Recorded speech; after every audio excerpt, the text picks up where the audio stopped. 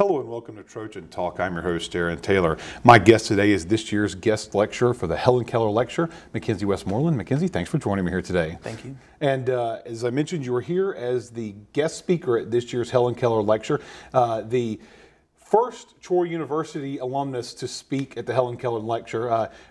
How did it make you feel to be the first alumnus and just the opportunity to speak at an event such as the lecture? Well, of course, initially it made me scared, but I have to say it was quite an honor. It really is wonderful. It's my first time back on campus in almost 25 years, and to come here and be part of such an important event was a true honor. And now, for those that don't know about the lecture, it's a lecture designed to highlight the successes of people despite physical or mental limitations. Mm-hmm. And for you, you described a variety of potential limitations that you have been able to succeed in spite of. And it tells a little about what you've had to deal with your limitations. Well, 5.5 years ago, I literally woke up one morning totally blind. I had suffered from diabetic retinopathy while I slept, and both of my retinal walls detached.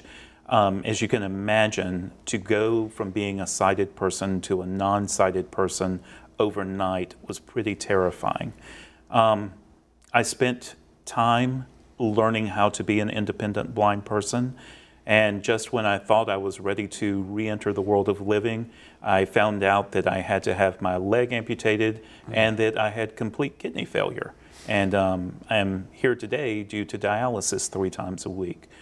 But I think the message is it really doesn't matter what your obstacles are, you know, whether they're visual or whether they're auditory or whether they're physical. The fact of the matter is that those challenges can actually make us better. I don't like to say I'm defined by my challenges, rather I am refined by them. And in that refinement, you move towards filmmaking. You're a filmmaker, and one might instantly think, well, this is a visual medium. Mm-hmm. So how can someone who's visually impaired be an active part of the filmmaking process? But you've made it work. Well, I've certainly tried. No, I had the same thought. When a friend of mine approached me and said, I've got the screenplay and I want you to help me produce it, that was my first reaction. That is such a visual medium. How in the world will I be helpful in doing that? But after giving it some thought, I realized there's always a way. For me, I of course ask other people's opinions, but if I can learn the set, feel everything on the set, and make a mental picture of it in my mind, then I can understand the blocking and work from there. And by truly listening to the actors' performances, it is scary how much I know what they are doing.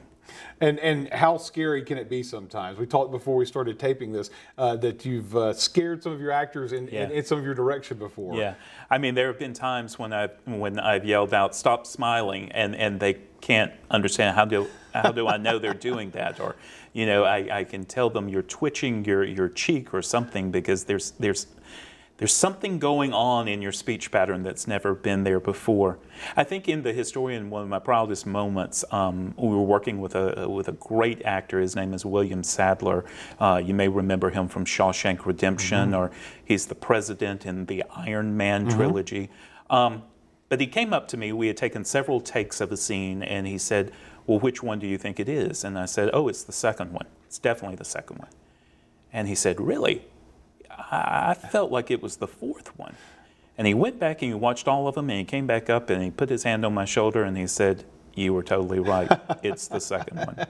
And so you're able to figure that out just by listening to the performance. What you're listening for is honesty. You know, all actors want to deliver an honest performance. That's when we as an audience are most connected to it. So by taking the visual away and just listening to what's happening, I feel like I'm a great meter on whether or not it's an honest performance. Well, We were glad to have you here at Troy University to be a part of this year's lecture. And I know the historian is soon to be out on some, it's on video on demand. It's soon to be expanded a little bit more in the future. Folks can keep an eye out for that on various platforms here in the coming months, correct? That's correct.